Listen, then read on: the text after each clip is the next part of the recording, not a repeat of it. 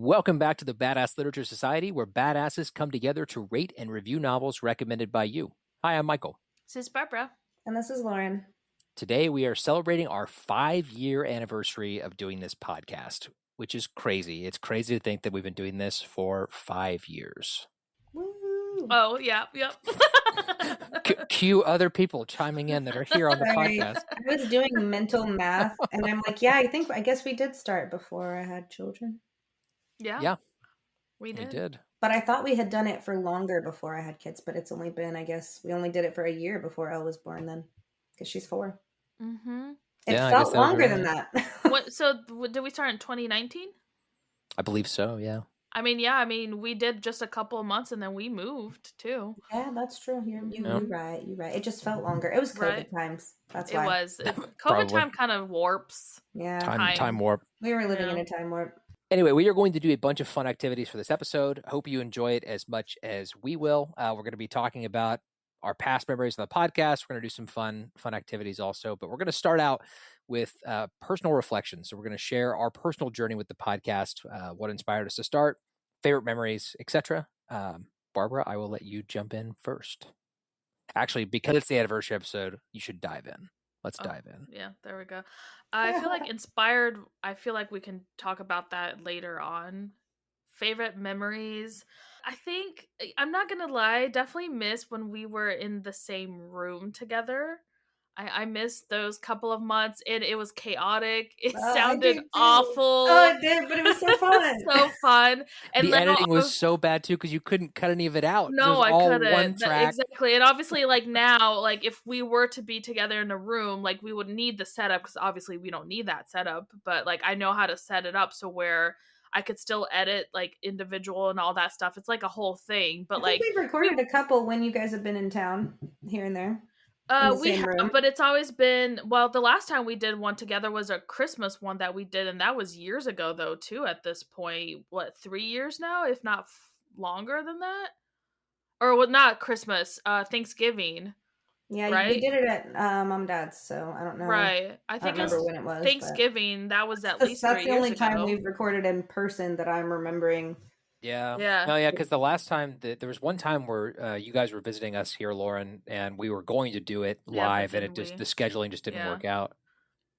But I definitely miss those, just being in the same room. But man, was that atrocious in the beginning. The sound was so bad those first couple of episodes. You know something funny about that? So one of the lovely ladies in my book club, shout out to Tess, if she's listening, she won't get here for a few years probably. she started listening to the podcast, and she started like back at episode at like season 1, episode 1. Oh no. So we were talking the other day and she's like, "Oh, Lauren, I started listening to your podcast." And I was like, "Oh, cool. What did you think?" And she's like, "I mean, it seems like you guys maybe need to like get your audio a little bit better." And I'm like, "Are you listening to like season 1?" And she's like, "Well, yeah, I started at the beginning." I was like, "Yeah, it gets better." Yeah, it really does. So thank you for all the fans who've stuck around because it was so bad in the beginning. Gosh, we've definitely come a long way. Like it's a combination of like us not knowing what we're doing, us not having like better equipment like we do now. Barbara learning the editing software that like now you can do it like in like I feel like you can accomplish in like a half hour what probably used to take you like a couple hours. Oh yeah, I mean I'm a lot quicker at editing. It's still a process, but like compared to previously, oh my gosh, yeah. Oh, so crazy. But those are always good times. That unexpected lesson. I don't know if I have any. I'm not really sure. But as far as influenced reading taste, I mean, obviously, there's books that I read and that I've genuinely enjoyed that I never would have picked up ever, honestly. Like, there's quite a few of them that I can think of that, I would have never picked up and genuinely enjoyed. And that's why I enjoy doing this. Like, I feel like I have a pretty open-minded to reading, but obviously I have things that I like really zero in on, and so getting to read those other books have been fun, and I enjoy doing this with you guys. So I guess my favorite memories are kind of the same. Like it is fun thinking back about like our original like recording setup in Barbara's parents' basement. We were all sitting around a single like $40 microphone. like a coffee table, navigating like the dogs and everything. Yeah. All our dogs. That was good memories too. And Luna would feature as a guest star on the podcast because she wanted something. And Sage too. Yeah. It was fun memories of doing that. But I mean, it's been fun to grow and get better at what we're doing, as both like literally just like how we're talking and organizing the show, but how much better we all sound too than we did at first. Unexpected lessons, I don't know if I really have an unexpected lesson, but I as far as influencing my reading taste, unlike Barbara, I definitely before this podcast, I read the books that I wanted to read, the genres that I wanted to read.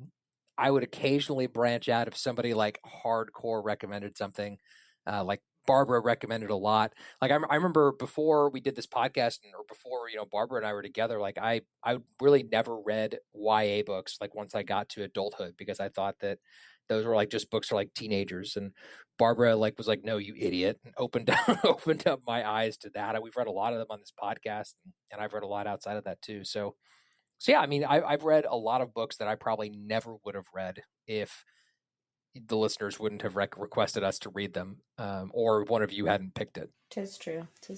I would echo similar sentiments. I think, our original start was rocky but fun. We didn't know what we were doing. I just get like a text one day like, hey, you want to start a podcast like for book reviews? And I was like, actually, that sounds amazing.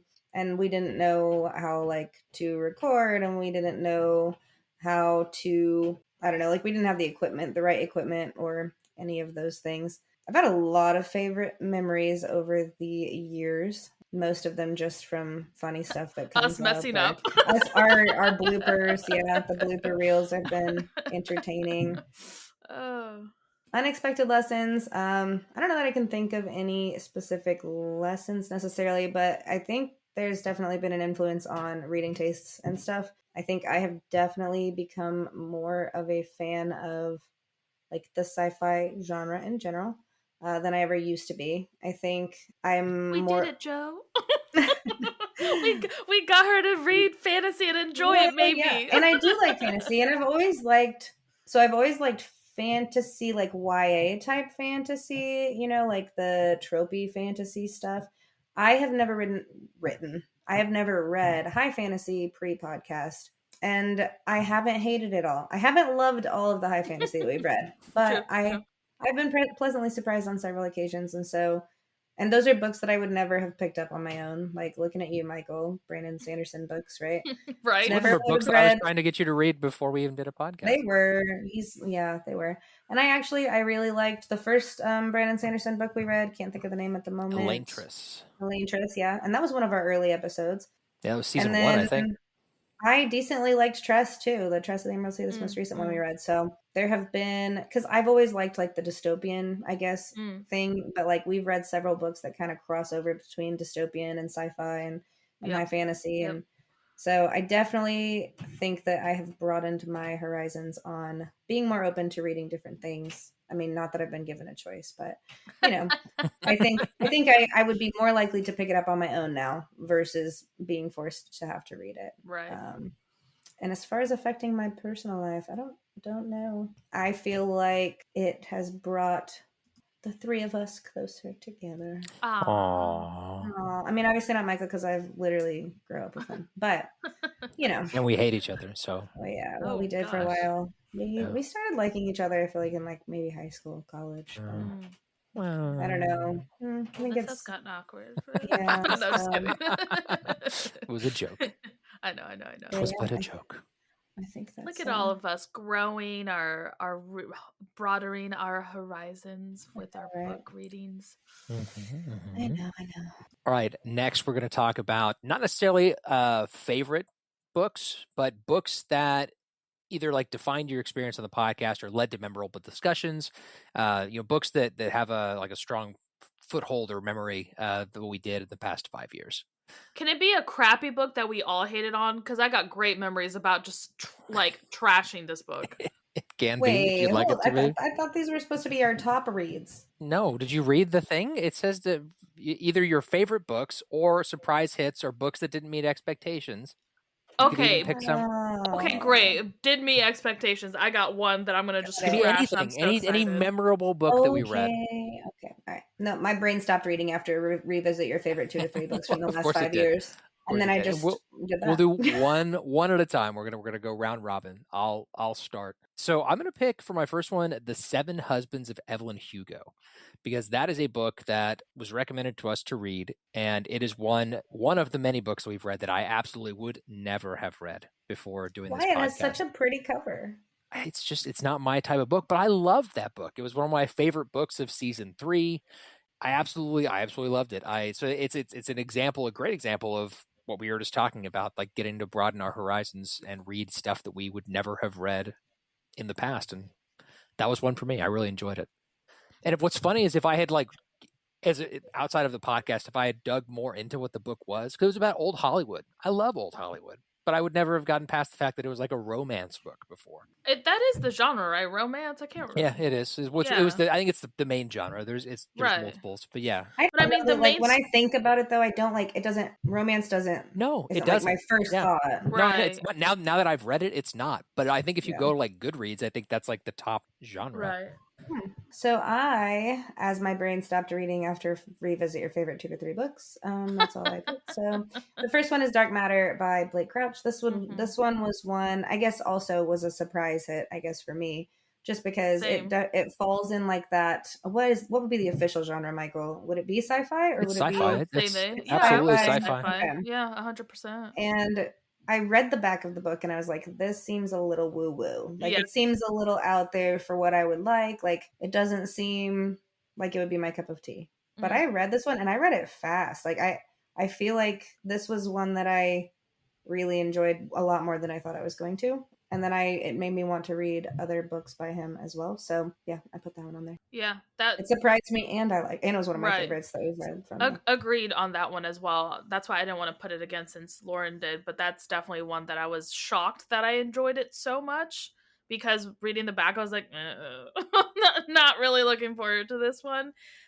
And yeah, but one that I absolutely hated, thought it was gonna be great, and refused to ever read anything by this author ever again. And it sucks because all of his books in the back or from the back or whatever sound really good, but it was atrocious, is the Southern Book Club's Guide to Slaying Vampires. That was freaking awful. We were all so excited for that book. I think Barbara definitely had the strongest feelings of hate for it. Oh man. And like looking back at my score, I feel like I was just being generous and nice, because like you get the highest score of the three of us. I did. I know. And I think I was just trying to be polite, because I was like, you know what? He's an author. He tried. And now I'm like, you know what? I should have just given that a 2. That was so bad. It was there's nothing good about that book. Nothing. It was, oh god. And like I said, the worst part is all of his books actually sound really good. Like, they sound good. They've even made, I think, like a TV show based off of one of his books. And I'm like, why is this so bad? There's nothing redeemable about this book. Yep. So, yes, really that's definitely one that I literally refuse to pick up another book from this author. And I don't think I've ever done that, honestly. I really haven't. Most authors, if I don't like the first book, I might give it another one read of another book, because I'm like, well, maybe this just wasn't my type of book or something like that. No, not this one. So my next one is going to be Dear Monica by Sam Devell. That was a book that we read because Sam reached out to our Instagram and was like, hey, what do you guys think about reading my book? And this was season 2. And we were psyched. I remember when we got that, like, because he was one of the first authors that reached out to us. We were so excited. And it was so good. It was such a different book. It was like written in the style of like a diary or letters. And I remember how much fun we all had reading it. And it was so much fun to do our interview. We had Sam on the podcast. And we got to interview him too. That was a lot of fun. And it was a really good book. I really liked it. I liked it too. Yeah, I remember like first reading, I was like, man, this guy sounds crazy. Like, and then you get to the end, obviously I don't want to spoil it, and you get to the end, I cried. That was, and I can say that with a lot, there's very few books where I cry over. Like, yes, I get emotional, but never like generally sob. And I cried over this one. And I'm pretty sure I'm pretty sure I told him. I just was not expecting that. And yeah, agreed. That was a good one. Yeah, it was really cool that we got to have him on too. Yeah, that was a lot of fun. Lauren, for 5 years now, you've been going after me when we do questions. Listen, we don't normally do this little weird like we're doing in the We've round done robin. round robin in so many bonus episodes. I have to explain to you how it works every time. Be careful. Somebody's going to come for you in our reviews. They come for you, not for me. Okay, my next one is None of This Is True by Lisa Jewell. I picked this one. We read this one knowing, I'm pretty sure it was my pick, or maybe somebody recommended it, and I was like, yes, Lisa Jewell. It's like she's a mystery psych thriller type writer. I knew that I was going to like it, just based on the author, because I've read a bunch of her other stuff, and I did end up liking it, and I think I was pleasantly surprised by, unless you guys were just blowing smoke, how much you guys both enjoyed that one, even though it wasn't your typical genre. And Correct. So I felt like we had a pretty good episode about it, and it was memorable. No, I actually recommended that book to a friend, and she just finished it, and she was like, oh my god, that was so good. So no, definitely that was a very memorable one, and a very good one too. This is a problem, you guys are picking like the ones that I was going to pick. I'm trying to pick one that like all three of us read, because there's a few of there like that just Michael and I read, so I don't want to still pick those though. Yeah, I can still be. But okay, A Day of Fallen Night. After we read The Priory of the Orange Tree, I liked it, but I wasn't impressed with it because there was minimal dragons, and I was very upset with that. And then A Day of Fallen Night has all the dragons, and I was so excited because it had everything I wanted, and I thought I enjoyed the characters more in this one. So, but really, let's be honest, it was the dragons. It's always the dragons with Barbara. It's always the dragons. I was hesitant. I really was, because I was like, I don't know about, like, I liked the first one, but I wasn't in love with it, you know? And then also I feel like can't really get too many spoileries, but I feel like the ending climax wasn't climaxing for me. That kind of sounds weird now that I'm saying it out loud. I understand that, folks. My apologies, but the climax just wasn't there.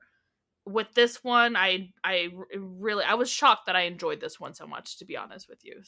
So I'm actually going to double dip on one and talk about Dark Matter, since Lauren already did talk about that. The reason I want to talk about that is that, number one, I loved the book. It was absolutely fantastic. We read another Blake Crouch book because we all loved that book so much. Like right after that one, or 2 months. Was it 2 months? 2 months later, we read Recursion.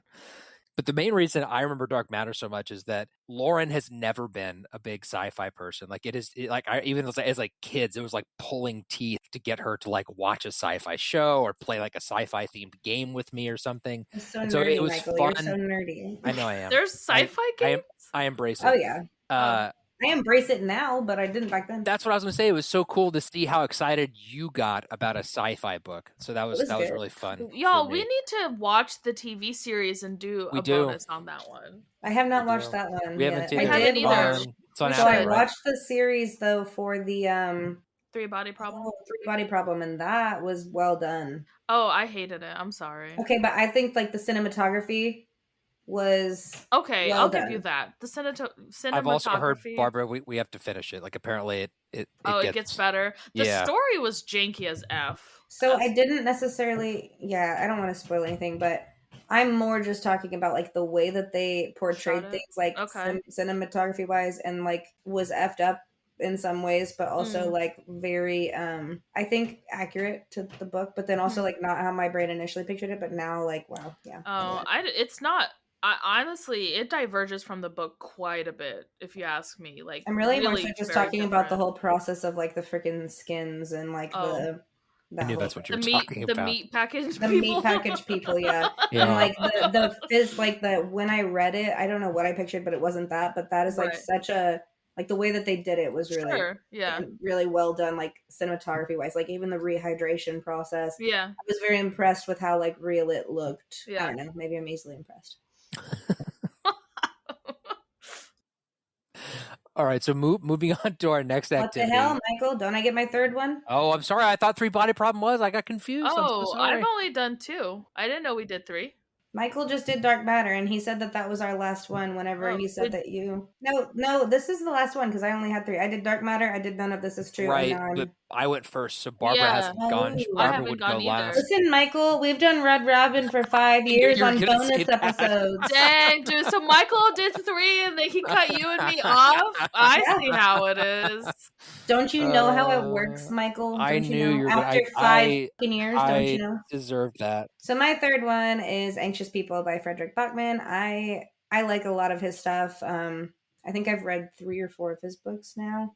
So this was another one but it was one that on the front end I kind of knew or was hopeful that I would like based on the author, and I ended up really enjoying it. And I think I like these because then it's like, oh, Michael and Barbara can read genres that they don't otherwise normally pick, and then when we have good discussions, I'm pleasantly surprised because, you know, sometimes I worry that Barbara's going to be like, this was complete and utter bullshit. Me? Oh, why me? Why not Michael? I feel like Michael doesn't have as much passion when he doesn't like a book. Oh. He's like, it wasn't my cup of tea, but Barbara's like, that's the worst thing ever. Yeah, okay, fair. I'm very passionate. There's nothing wrong with it, but I'm like, what if it's a recommendation that I made, and then Barbara's like, oh no, F this whole book. No. Oh no, I hope I haven't done that for you. I would feel no, bad. You haven't. But sometimes I'm like, should I recommend this? We're gonna play the clip of Barbara saying, I hate this book and I hate you too, Lauren. I would never think she hated me, but I would feel bad that and then I would just cringe. I mean, that's how I feel. That's funny because that's how I feel like if I pick a book and you're like, and I'm like, oh, okay. So I guess we feel the same. Yes. I just feel like of the 3 of us, Barbara's probably the most passionate when she does not like a book. It's funny because you rate the lowest though. I rate the lowest, but I don't get as heated in discussion about the things I don't like. Okay. It's okay. I love that for you. Okay. You know what? I really like books. That's fine. Yeah. I like talking about books. I am not knocking your passion. I'm just saying that if it's one that I've recommended, there's always a little bit of anxiety on the front end because it's like, if Barbara doesn't like it, this could go really bad. That's funny. Oh, let's see here. Last one. I'm trying to do one that surprised me, and you guys already kind of covered those. There's always Cinder. We all liked that one. Yeah, we did. I'm trying to think. See, I really liked, but Lauren didn't read either of these. You didn't read Legendborn, nor did you read Gideon the Ninth. You can still talk about them. Okay, I was surprised that Gideon the Ninth, I really loved it because it kind of the genre is all over the place, and then if you keep reading the other books, they're all over the place and they're so different and you really don't think it should work. It's like putting 2 things together and you're like, this isn't gonna work, and it does work, and it works brilliantly, at least I think so.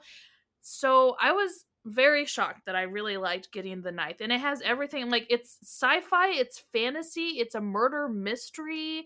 It has amazing characters. The humor is my type of humor, which is very childish. I understand that. But, not childish, potty, jokes, but, just really, I don't know. But it's just everything. I thoroughly loved this book.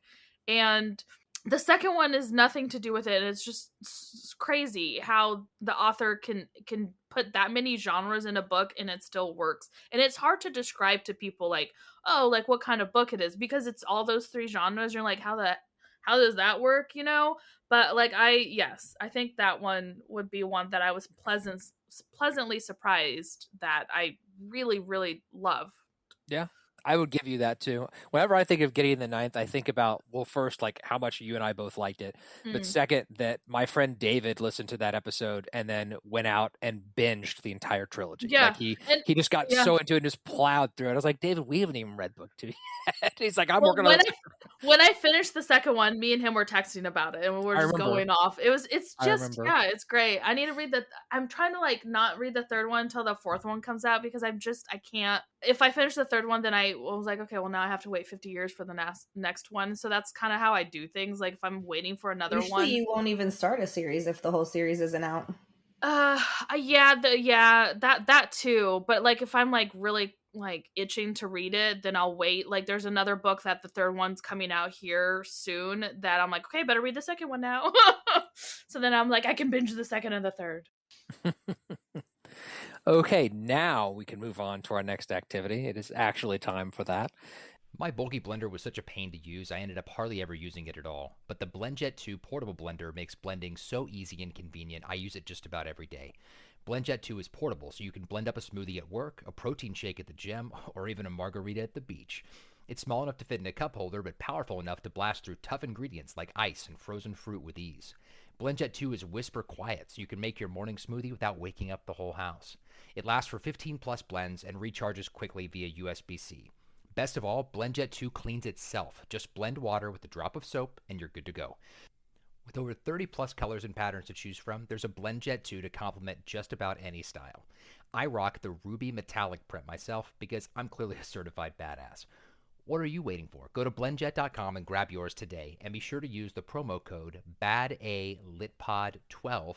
That's BADALitPod12 to get 12% off your order and free 2-day shipping. No other portable blender on the market comes close to the quality, power, and innovation of the BlendJet 2. They guarantee you'll love it or your money back. Blend anytime, anywhere with the BlendJet 2 portable blender. Go to blendjet.com and use the code BADALitPod12 to get 12% off your order and free 2-day shipping. Shop today and get the best deal ever. Our next activity today, we're going to talk about, or we're going to have some fun assigning superlatives to each other based on our reading preferences or podcast habits. That's a big word for ammo. So I'm gonna read the superlative or the award, and we're gonna decide. I guess, are we gonna vote who gets it? No, we can just talk about it. I think you would just say who you think. Yeah, you can just think. Yeah, you don't have to agree. We normally don't agree on a lot of stuff. True. I feel like that's true. So first one is biggest cliffhanger critic. Biggest cliffhanger. That's probably me. It's Lauren. It's Lauren. Because I feel like even when we had Bethany on the podcast, Lauren yelled at her. She yelled at her about the cliffhanger. We had the author on the podcast, and Lauren was upset. It's like, I need to tell you how angry I am. There was this big cliffhanger. I prefaced it with that I loved the book, but see, Barbara, I'm passionate too sometimes. See, yes, you're passionate about your cliffhangers. Let's see. We'll do one of Lauren's now. Most likely to interrupt with a random literary fact. Probably Michael. I'm trying to think if that's been done. Someone's interrupted. I guess I could say. It's like a random fact. Michael definitely has. Yeah. Because I do that outside the podcast. You're the king of random facts, so I can see that. Yeah, for sure. Maybe not even literary, but like just a random fact. Right. Yeah. Sometimes I'll get a good one with you. It's very rare because you know everything. So I was like, if 1% chance, I might, But yeah, I would give that to you. Most likely to recommend a tearjerker. I feel like Barbara's recommended me at least 2 that have made me cry, but that was way back in the day, and they were both involving dogs. Oh, The Art of Racing in the Rain is such a good book. It was so good. I cried so hard. I know. I'll never reread it either. Never. No, I can't. I have a lot of emotions and feelings associated with that book. It's like one of those things where like me so while reading it, and it's like the emoji of you crying, and then like me recommending it, it's like me smiling. Yeah. I feel like I also like a lot of like more sentiment. I don't know, sadder books. So I try to avoid those. I definitely do more so now avoid them. But yeah, like if I'm feeling a kind of way, then I seek that out because maybe I just need a good cry or something. But I try not to, But definitely depending on the way I feel, so I can see that. I try not to feel my feelings too, Barbara. Just I was like, so who do we decide gets that? Barbara? I really do. No, what? Lauren gets I would say it's either Barbara or me because you don't really read emotional books. He doesn't pick emotional books. I read emotional books, Lauren. It's a different kind of thing. The book is not written with the intention of making you cry. Michael just cries because the sci-fi plot is so beautiful. Wow. There are emotional moments in genres outside of the books that you choose to read. I'm just kidding. I'm just saying I was not crying when I was reading Brandon Sanderson, okay? That's all I'm saying. Well, I mean, there's some sad moments in some Brandon Sanderson there probably books. are, but you I'm didn't just, read like, it. Barbara I'm read the picturing first Michael book of like Mistborn. crying at the while he's reading the Star Wars books or whatever, and like the Darth Vader character comes in and something happens, and then little Michael is just I would like to point out that it's not me making fun of Michael, it is Lauren. he's my brother and I love him. This is why I said I hate her earlier. But Michael, you would agree that you don't lean towards choosing books that are more like sentimental or emotional. You mean like books that are like more of a drama? Right, like more likely to fall under the category like The Notebook or like those types of books that like, stereotypically make people cry. You don't lean towards those genres. Yeah, that's true. I'm not saying that you don't have feelings. You're a very sensitive dude. Like that's not what I'm saying at all. The closest big genre that I like read outside of just the show that would probably like murder is I was going to say historical fiction, but okay, or murder. I mean, there's murder. Historical fiction. That's what I was going to say because like if it's about there's certain periods in history that obviously are inherently more dramatic. Wow. If only people could see the video of Lauren waving her pen at me when she says that. Oh, man. Oh. The I Have a Theory Award, awarded to the co-host who is never without a wild, far-fetched theory about the hidden meaning behind every book. Barbara. What? I was going to say Lauren. I was going to say you or me. I don't think I have far-fetched theories. Mine are very great theories. Barbara thinks hers are very on point, apparently. I'm offended. No, I'm just kidding. Oh, well. Barbara, I didn't think my theories were far-fetched. My theories are realistic. They're grounded. I didn't say grounded, but tiptoeing the line, maybe. How about the best? I was just about to mention that award. This is for the co-host who always seems to have the perfect comment or add or thing to add after someone else has already said it. Michael? Yes. I knew you were going to say that. But listen, Michael, Lauren's face as she was reading it, I knew that's what was coming. But you can't come for me because these were ChatGPT generated questions, so I did not like put that in there. That was one that it came up with on its own.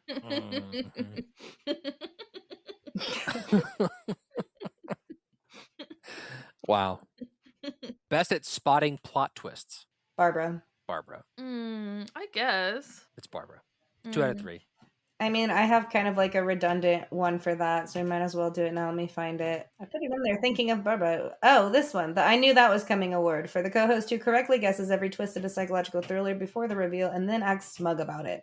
Oh, dang. You had to add the smug. I didn't add it. It was ChatGPT. I copied and pasted. Smug about it. Oh, no, I would say you're pretty modest about your I was just kidding. Your predictions. I didn't even write it. It was AI. But I was like, oh, that's Barbara minus the necessarily smugness. You are a good book predictor. Most likely to get a sci-fi prop wrong. Awarded to the co-host who says, Lauren? calls a lightsaber a laser sword or a warp core a flux capacitor. It's Lauren. I would say it's Lauren or I.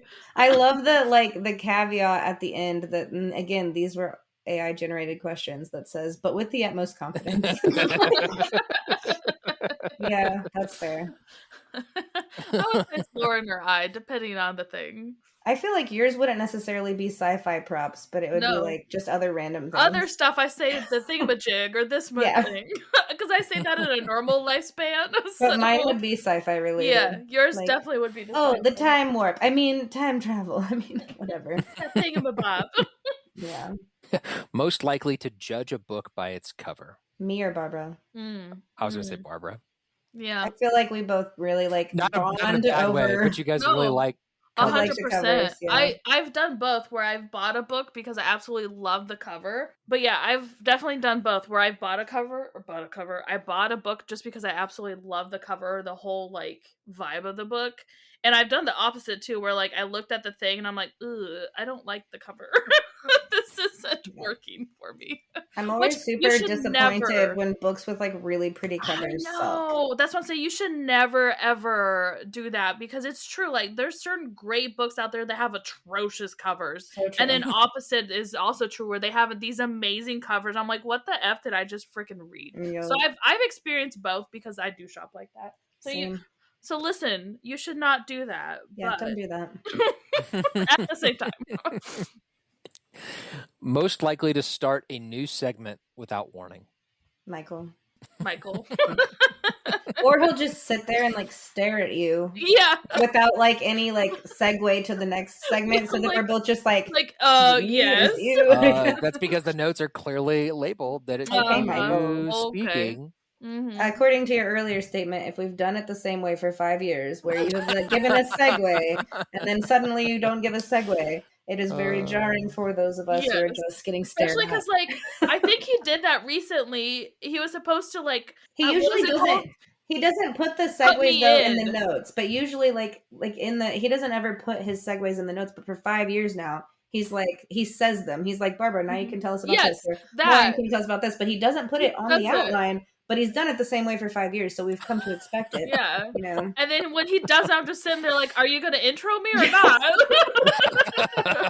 So we're all just staring headlights at each other. We are, and they're just staring. I mean, no one knows. I wish we could record like the video part of this. I know. You can record the video part of it. Well, that'd be hilarious to put a blooper reel together of our faces. Oh gosh, I would actually have to like try looking decent. But no, obviously the listeners don't see that because I edit all that out. So like the awkward pauses that it's edited out. So you think it's running smoothly. Little did you know that we're just waiting for Michael. I feel like this is a great one for this. Let's see. The I'm definitely editing this out award. Awarded to the host who blurts something out mid-recording, realizes it was a mistake, and reassures everyone that they will definitely edit that out, but then never does. No. I actually do edit it out. I would say that goes to Barbara, because since she is our editor, she's usually the one saying, I am definitely editing this. I mean, that's for all of us. I feel like we've all, but maybe mostly me and Lauren, we're like, oh, that's not good. Let's cut that out. Yeah. I think I definitely say that. I don't know if I say that really at all. I don't. No, you don't. No, Michael you don't. Makes no mistakes. No. Okay, whoa, that is not what I said. Wow. I'm just kidding. A little bit of a jump. Like, me and Lauren at least realize when we make a mistake. Michael thinks he's just so good. Is that what you said? I feel like the correct translation for our listeners would be that Barbara and I tend to say some off-the-wall stuff, more so than Michael, and he is more professional than we are, so we have to get edited more than him. Yeah, you know what? Sometimes... the interest of thought wins, you know? And luckily, this isn't live. Luckily, it's not. Most likely to choose an obscure sci-fi classic over a bestseller. Michael. Awarded to the person who insists that a 400-page forgotten sci-fi novel from the 70s is better than any new release you've ever heard. Oh my gosh. We would put our foot down. Nothing new. ChatGPT really has some clever ones on here. I was like, man. That's funny. Yeah, I'll take that one. That's fair. Oh, how about this? The I Read Too Fast award. That's Michael. Like, we'll literally be discussing, like, he would just have finished reading something. I'd be like, oh, what did you think of that? He'd be like, what? That happened? I was like, you just read it. What are you talking about? I do the same thing. You should read the description text about it, Barbara. For the co-host who finishes a 600-page sci-fi epic in 24 hours, but can't remember any of the details or names of the characters, Michael and Lauren. But hey, hashtag ADHD, okay, Barbara? Yep. Don't hate. No. It is. I do the same thing. And then I'm like, because there have been times that we've literally been recording, and I will have just finished the book, and I listened at 1.7 or something to get it read. See, that's your guys' problem. And then Barbara's talking to me about this specific character, and I struggle though, just ADHD wise and audiobook wise with tracking character names anyway. I have to really be intentional about, okay, which one's talking, who, what's their name, whatever. So when we do the whole character name section, I'm usually during the headlights anyway. Just if I listened to the book and I didn't physically read it, or they don't say the names a lot. Because if there's a lot of dialogue and there's a lot of names, then it's easier. But I digress.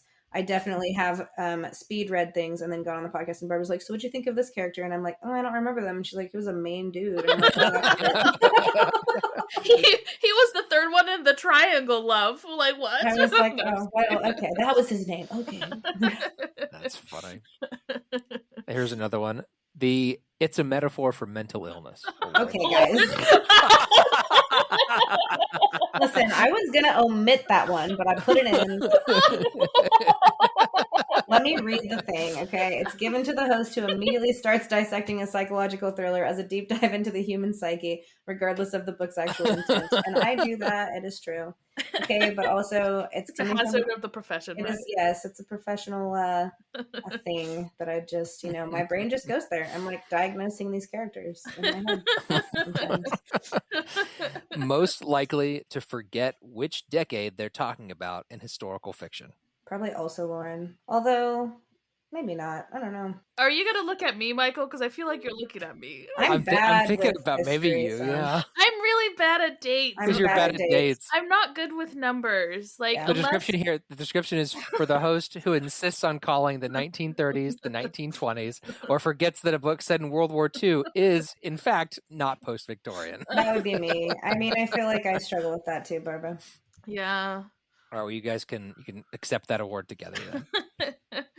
Most likely to start a sentence and forget the point. Awarded to the co-host who begins an insightful thought, but halfway through completely loses their train of thought and spirals into an unrelated tangent. Can we say all three of us have done that? Because I'm pretty sure we all have. Lauren thinks it's her. I don't know. I feel like I do that a lot. I feel like we all do. Like, my intentions are great, you guys. Right. This is why I have to pre-plan what I'm saying, because if not, I will get into a tangent and be like, wait a second, what was I talking about? And then it's like 5 hours later, and I'm like, when I'm editing this, I'm like, dear God, Barbara, just shut up. Like, you're talking too much now. There have been times where like I'm answering a question and then I go off like left for something.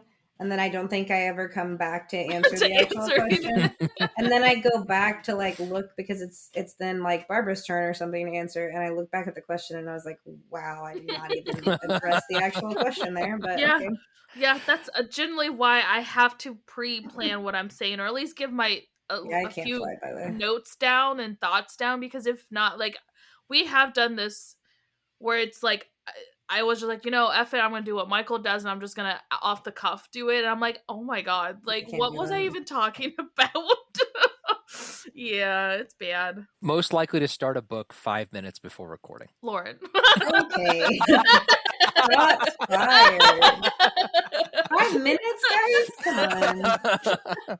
For the host who's a last-minute reader or sometimes scrambles to finish the book in time. That is me. But listen, it's not on purpose. I know, that's what I was going to say. I feel like that's with love, but there's been definitely points where you're like, okay, so like what happened in the middle? I skipped that part. 100%. Well, and sometimes it's like Michael chooses a thick book. Yeah. And then we're like, I can't finish it. And then, yeah. But I feel like I was much better at finishing in a timely fashion having kids. Yeah. Such is life. Most likely to try and make friends with every villain. Barbara. Wow, y'all didn't even hesitate. Barbara loves a villain. I do love a villain. What's wrong with that? Nothing. Dang. I do like a villain. Okay, most likely to turn every sci-fi plot into a metaphor for society's downfall. For the person who insists that every dystopian world or alien invasion is really a commentary on climate change, capitalism, or some other I don't know about issue. that. That's probably me. Yeah. That's funny. I was going to say that was myself. I mean, you or me. Yeah. I feel like I've definitely been, since reading more sci-fi stuff and like the dystopian stuff, and just with the way that our world is going right now, I think I've been more prone to that. I didn't think it was me until I read the follow-up thing, and it says like commentary on climate change or capitalism, and I was like, oh, well, I've definitely been like, capitalism is the villain. Yes. There's another one like this is the one I'll highlight for you. The person could totally happen in real life award for the that events of every sci-fi or psychological thriller are completely realistic and not at all far-fetched. So I feel like this was me. This could totally happen in real life. This was me after like we read the book. So which book it might be the one that I even brought up earlier, where there's like different timelines. Dark Matter. Yes. Yeah. And I think you did that on 3 Body Problem too. I remember you asking me like, this actually is this a thing? I feel like I felt like that. Sorry, Michael, you did read the other one, but I was remembering there was this one on there too because I read that and I was like, yeah, definitely. As I've read more sci-fi, I'm like, but really, like, is this happening? Okay, so the one that Michael read is Michael. This one is Lauren. I'll do that. There we go. Most likely to say this could be a Netflix series. Lauren. I feel like I've said that before. I think Lauren and I both have. I think that's like Lauren has actually said that before. Barbara, I think, has too, though. Yeah, I was like, this would be better. I don't really want it to be a Netflix. I would right. That's not. I just said like this. Definitely, I could see it better as a TV series. Is what I say because Netflix. No offense, but offense. Wow, damn. They just cancel everything. Netflix. Sorry, Netflix. They cancel everything. Most likely to mute themselves and Michael. forget. Yes. Michael. He'll literally be talking for 2 minutes, and we're over here like, "You're muted. We cannot hear you." Yep. But you guys don't ever hear that because it's all edited out. Exactly. Yep. Nobody knows. How could they know? I feel like we already did this one, but this was kind of funny. Most likely to forget the main character's name. Oh, Lord. That's me. Unless they say it a bunch of times, y'all, I'm not getting it. I'm not gonna. That's why I can't do audio because I would be like you guys. The audiobooks are hard. Like, yeah.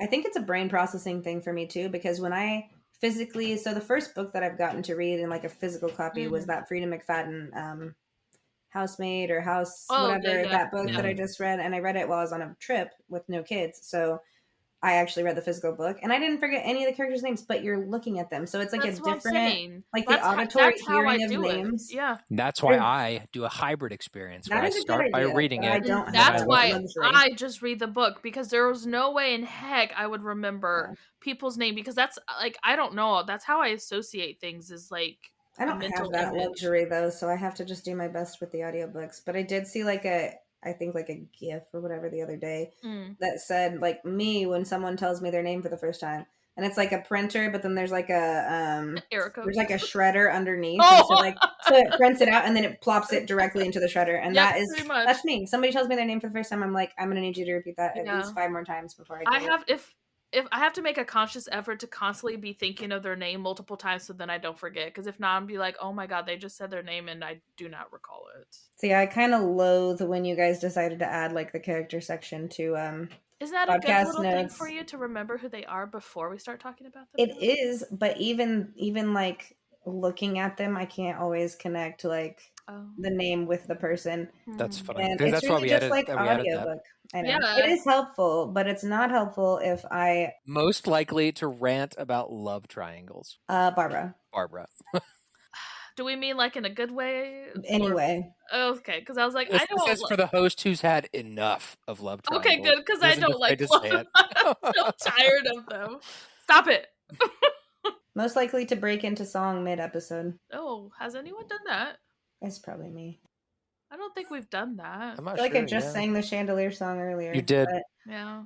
I can't remember. I think there's been several times we've sang things. We should have put most likely to insert a Harry Potter reference. Yeah, that's a good one. I feel like we do a lot of like pop culture references, you know? We do. I feel like me and Lauren do quite a bit of those. Yeah. Best dramatic reading voice. Michael, 100%. Michael, 100p. You could, I think I've told you multiple times and on the podcast that you should read audiobooks and get paid for it because I feel like you have the type of like dramatic voice that people would want to listen to. Well, now you sound like the silly people. Just your neural voice, I think so too. I agree. But he can do like cool different voices too. Like you would be good at reading for what's the one that I just read? No Shin at the End of the Lane, but the new one. The Cerulean Sea? No. Never mind. Wrong author. Take that out. What is Gaiman's new book? Most likely to say, edit that out. Yeah, that's me. I already acknowledged that.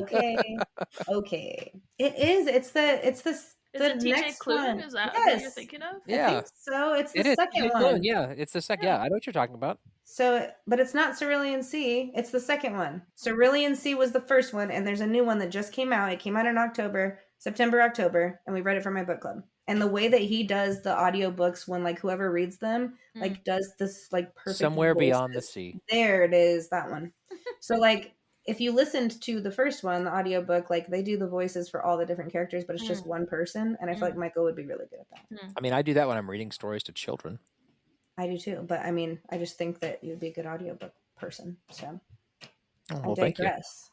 Thank you. I appreciate the compliment. Thank you. Oh, you're so welcome. Best way to ruin a classic plot twist. I don't know if this is best way. Awarded to the person who casually drops the big reveal of a thriller or sci-fi novel in the first 10 minutes. I feel like we're pretty intentional about I was like having separate spoiler. Exactly. Yeah, I agree. None of us. That's why we have our episodes split up into spoilers. I hate when people spoil stuff for me. So I'm like, I swear I will smack you in the face if you spoil it before I have a chance to figure it out myself. So I think we are very intentional not to do that for other people. Best technical difficulty during an episode. Like what? Technical difficulty? Like mic issues? Yeah, like mic issues or... Lauren. The one that Lauren, what did I do? Literally, before we started recording this episode, you had us coming out of your computer speakers and you couldn't figure out why the audio was muffled. Shut up. You weren't going to talk about that, Michael. You said you wouldn't tell anyone. You made an award for it. So I was thinking more like the time that Barbara was muted and then she unmuted herself at the end and was like, "If I'm Barbara." That was funny. That was really funny. So yeah. Beep. I'm Barbara. Well, I thought I had unmuted myself, or I had still sufficiently muted myself when I said the F word, and then unmuted myself after the fact. But alas, I did not. And then Melora kept repeating it, so I had to edit that all out. It was so funny though, just the way that you said it. Like it was funny. Well, if you lived with me long enough, those moments happen quite often. When talking about an adaptation, most likely to quote, "That's not how it happened in the book." Barbara. Oh, you're guilty. Guilty. Me too, but only on very particular about faithful adaptations. Okay, here's the thing. I can separate the two. I can. But at the same time, I will let other people know that is not how it happened in the book. The "I'll be right back, I have to poop" award. Oh, who put that down? Is that written here? What? I don't see that. That's Michael.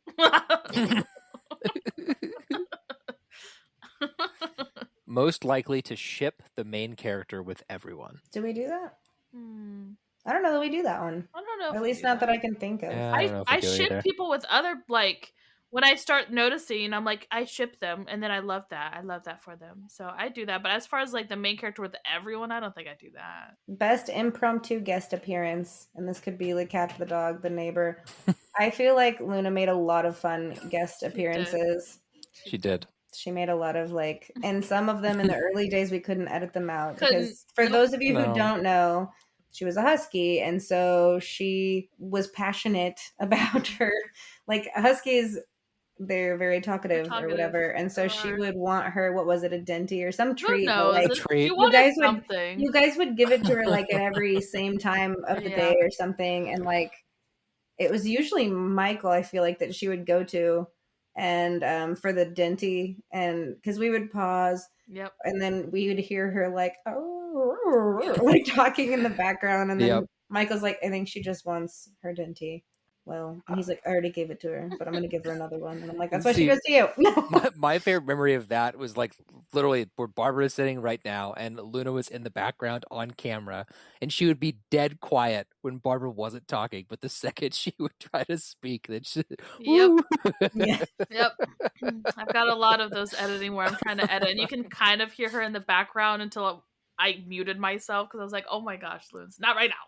And that's or why like she the gets jingling collars in the background. Yes, yeah. We had to start removing her little collar. We had to remove the collars. Yeah, that was back when, like, that was back in the day. But yeah, that was back in the day, a long time ago. Or like we'd be in the basement of Barbara's parents' house recording, and like Yeah, Luna and their other husky was upstairs, and they would just be talking up there.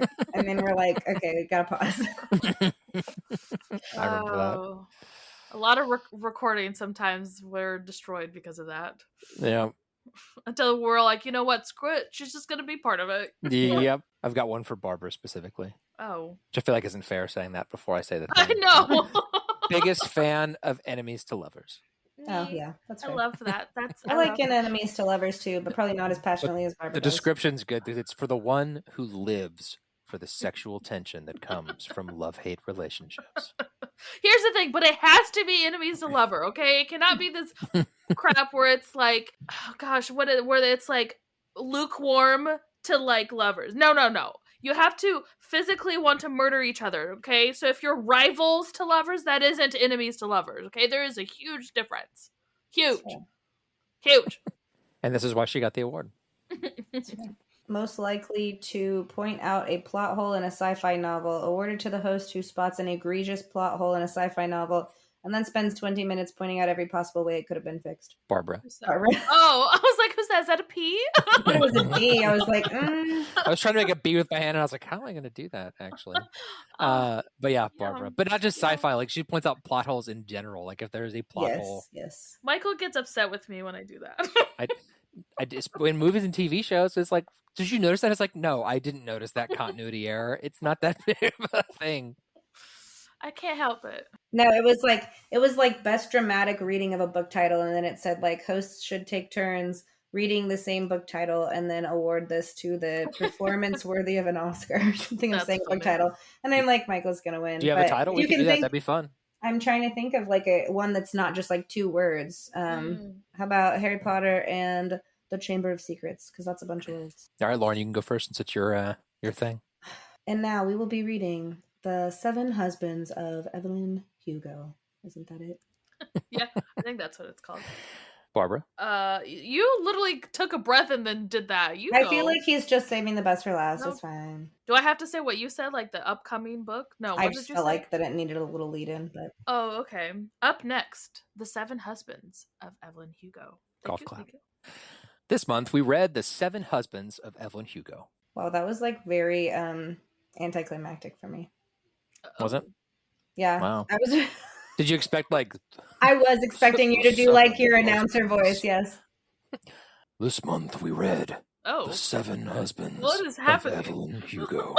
Nice. In a world where Evelyn doesn't know who she is. What? And she's an actress in Hollywood living her life. Okay. Yes. That's the best dramatic reading. Yeah, I definitely was expecting a voice or something. So. There you go. I gave you a movie trailer guy.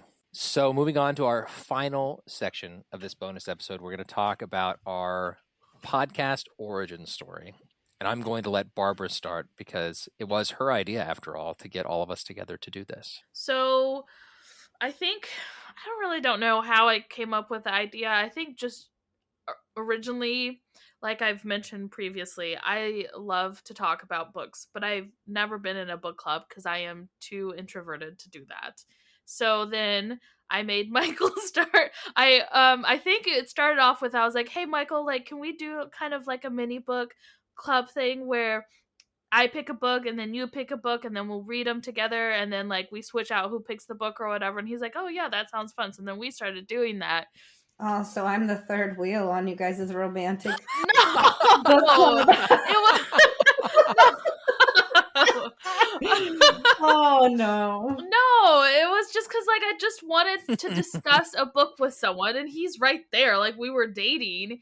And then I was like, hey, wouldn't it be fun like if we did a podcast with your sister, because she also likes to read. And I've never had I've had friends that like to read books and stuff like that, but like never like a discussion. I knew like you were always down for discussing books with me because like when I started dating Michael and then we started reading and I would see you read too, and then we started just talking about books. I was like, oh my gosh, this would be really fun if all 3 of us were to start a book podcast about just books that we like to read. Obviously, it took a hot second for us to get people to actually comment on what books we should read because we didn't have fans back then. So we first originally started just picking books that we wanted to read, and obviously it snowballed into something else. But that's kind of how it started, at least for me. Is just I honestly wanted a book club, but I wanted to pick the people in my club because I wanted an exclusive book club. That sounds so bad when I say it out loud, but it's true. With the most selective people and the limited social interaction. It is. It's true. It is because I really am. I'm such an introvert, which is weird because I'm sure people like listening to this are like, this bitch doesn't shut up. It's only because I'm talking about books. Like if you were to get me outside of this, I would be a mute. And so it's very hard for me to like, even about books that I'm passionate about in a larger setting, I don't do very well. So I was like, if I can do a controlled environment, this would be ideal. So y'all are very lucky that I chose you two. I'm just gonna say that. I feel honored. As you should. You know, Barbara says she's introverted, but then talks about, you know, when there's going to the club. What? What? She's not. In the club, we are family. Are you racist? In the club, we all fam. So that's my side of the story. I don't know about pre-episode, they were talking about going out to some clubs for Halloween, and I'm like, Barbara, Michael, I didn't think that you were the club going type. And they're like, oh yeah, I like to dance. And I'm like, okay, I see you. Anyway. I mean, I like to dance. Barbara's like, dancing doesn't require speaking. It doesn't. It really doesn't. Exactly. I just want to dance. All right, Lauren, now let's hear your perspective, because mine's pretty much the same as Barbara's since... I mean, mine's also similar to Barbara's, although I was unaware until now that I was party crashing their cute romantic, like... I mean, Lauren, isn't it pretty lovers hard? Book club situation? It tracks for you, because I mean, you came with us on our Harry Potter journey to Orlando. Listen, yeah, I was not gonna crash that either. However, but we wanted you to crash. That's what I'm saying. See? That tracks, but until now, I didn't realize that, because like when Barbara's describing it, it's like, oh, that's such a sweet, like romantic. What's romantic about that? Because it's like, that's a cute thing. Like, I wish that my husband was more of a reader so that we could like have our own little book club, right? Oh, I think it's funny you put romance in it. I'm thinking very like analytical. She's like, this is logistics. This is logistics, dude. But, no, I think I obviously was glad when you guys asked me to join. I think I had always, podcasting was kind of, it wasn't new necessarily when we were starting it, but I feel like it was getting more popular. Yeah, COVID, that's when I think it blew up. Yeah, like it was definitely, it's been around forever, obviously. But I feel like at least in my social circles, it was getting a lot more mainstream. Like all of my friends were listening to like true crime podcasts. I was listening to a bunch of podcasts, and I never really did that prior to around that time. I'd say like 2017, 18-ish. So when you guys asked me about it, I was like, oh, shoot, yeah, like, I don't know how to podcast. I don't know how to record. Like, we don't have any of this stuff. Really, like, I don't know. Either. I don't know what it's going to look like, but I was like, sure. And so, yeah, the rest was kind of history. And obviously, like, it says to talk about initial hurdles or behind the scenes stories. I feel like we already kind of touched on that's what I was going to say. I feel like we've already talked about all of that in earlier reminiscing. Indeed. Look how far we've come, you guys. Look how far we've come. Starting season 6. Although it really does feel like it's been more than 5 years that we've been doing this, but yeah, I believe you. I just feel like maybe 2019 October of 2019 was our first episode. I had the same thought when Barbara was like, "Hey, should we do something special for our 5-year anniversary for the podcast?" And I was like, "What? What? Man, 5 years? At what point though do we like get to go back to Harry Potter World or back to Universal?" We could like totally just call it a celebration of the podcast. Could we do? Is that like a 7-year mark? Is that like we could do that. 7 years. We have to wait till 10. Like what's a good number? I mean, it's 7 works. Yeah. Back to Universal podcast trip. I mean, at that point, my kids will be like 4 and 6 by then, so we'll be more self-sufficient. Yeah. At that point, the new place will be opened up as well. Yeah. I think new place. The new Universal Land. They're expanding Universal. I didn't realize that. Oh yeah. Yeah, there's gonna be a whole bunch of new stuff. Oh, that's cool. Did not know that. So there we go. We should wait for that and then go. Yeah. We should. I was thinking when Lauren was saying like, I'm your guys' third wheel, I was like, you and me and Steve. Steve. That's funny. All right. Well, I guess that is the end of our 5-year anniversary episode. That was another one of the Dear Barbara will wrap us up. Exhibit A. I was like, here we were just waiting for Michael to proceed. Just waiting for a segue that's never going to come. You need to redo that because I feel like you need to just start writing your segues into the notes. Yeah. Have feedback about today's episode? You can contact us by writing to badassliteraturesociety@gmail.com. You can also send us a DM or leave a comment on all the socials that Michael will provide to you right up next. Make sure you're following Badass Literature for free in your favorite podcast app. Give us a rating and leave us a review if they allow you to. Super helpful for us, helps us get seen, and also gives us valuable feedback. Also, don't forget to follow us on social media. Our handle on both Instagram and Facebook is @BadassLitPod. We will see you later this month for our full review of Legends and Lattes by Travis Baldtree. Hopefully you've had as much fun listening to this episode as we've had creating it. It's been a lot of fun these last 5 years, and we're looking forward to 5 more. Oh, God. No, I'm just kidding. It was a joke. And with that, we'll see you next time. I'm Michael. I'm Barbara. Beep, I'm Lauren. Bye. Bye.